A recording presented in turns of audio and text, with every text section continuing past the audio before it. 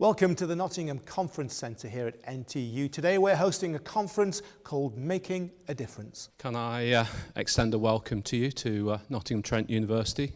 Sustainability and I suppose corporate social responsibility more generally are absolutely at the heart of what we do. And we listen and we learn and we contribute. And I think if out of today, if you get nothing else other than that message, I think then it's a good one.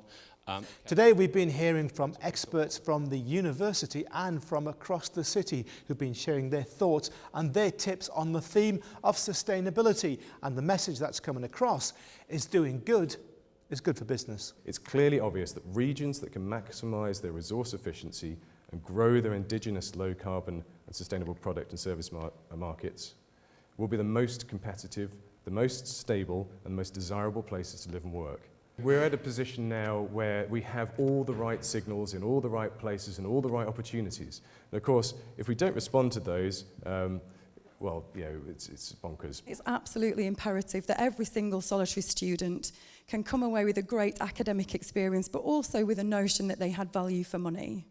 So what we spend, where we spend it, and what we spend it on is really important. So we have to be commercially effective. And actually, I think today's 18 to 21-year-olds are a lot more environmentally savvy. They actually really genuinely care about saving and preserving our planetary resources.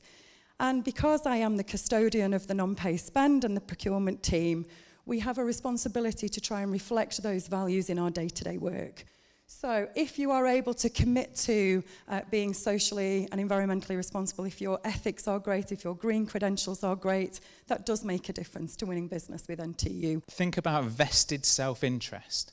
Get people to have a vested self-interest in what you're trying to achieve. So this chart here shows the energy or the electricity consumption in this building, and where they've got green cells, that means that they've used less electricity than previous years. And what we do quite simply is give them the money back. So the column on the right is the year-to-date amount of pounds that they've saved. For this building, I think it's £4,000. And so at the end of the year, if they were still at £4,000, we'd give them £4,000. And giving them that vested self-interest has been really a really good way of engaging with them. You won't be measured by your aspirations, you will only be measured by your actions. And that's a really key point to make. Could you do more? Can you do more? You may be a tech company, a software company, delivering a product or service that might not be technically seen as doing good, but I'm sure the skill set you have, the resources you have, you could be doing more. So the best way to get the public to respect your brand is to have a respectable brand. A special welcome to Jo Fairley, who's the co-founder of the organic chocolate company Green and Blacks, who had the audience spellbound by her stories of how she set up in business. I remembered a postcard that I bought when I was 16 years old of a man on a diving board, and it said, if you don't do it, you'll never know what would have happened if you had done it. And so basically I went to the edge of the diving board and I dived off, and I've never regretted it for a moment. And my personal inspiration was the wonderful Anita Roddick. I had gotten to know Anita through my journalism, and we'd been to Romania together, we had been to America together, and I was incredibly admiring of the way that Anita had shown that you could actually do good through doing business.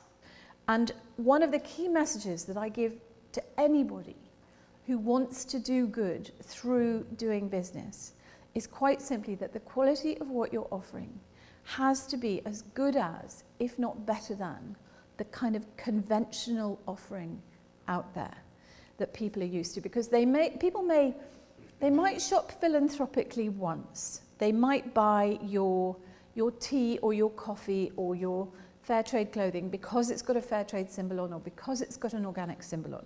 But they won't buy it a second time if it doesn't meet their expectations. Of course, the speakers brought sparkle and interest to the occasion, but the most important people here are the delegates themselves. So what have they taken away from the event? I really enjoyed the way Nottingham Trent University have got their values like a thread running through all their activities. So it underpins the procurement, the volunteering, developing staff confidences, developing students' employability, and it's very inspiring to hear that. the doing good has really been impressed upon me. And I think maybe that is the direction or focus or angle that I'm probably going to use when I approach businesses with the proposals that we have planned. I wanted to see how business happens in Nottingham, and it's nice that the school provides you the opportunity to come here, because it's mostly businesses, but they gave the NTU students positions to come and participate, which is nice. I really applaud what universities like NTU are doing. It is happening at various places around the country, but you've got this amazing kind of symbiotic relationship between a university and between local business. The students get real life experience working, in genuine, on a genuine project, not just something that someone's dreamed up, and a company or a charity gets to tap into their, the bright sparks who are at the universities. So you've certainly got nothing to lose by that. Something that Jo said about needing both a microscope in order to be able to look at things in detail, but also a telescope so that you can actually stand back and look at things. And it's a great reminder that you can kind of get really stuck into the detail and not actually look at how things are in the bigger picture. A lot of contacts and people are also telling me about other things that are available that I may be able to tap into.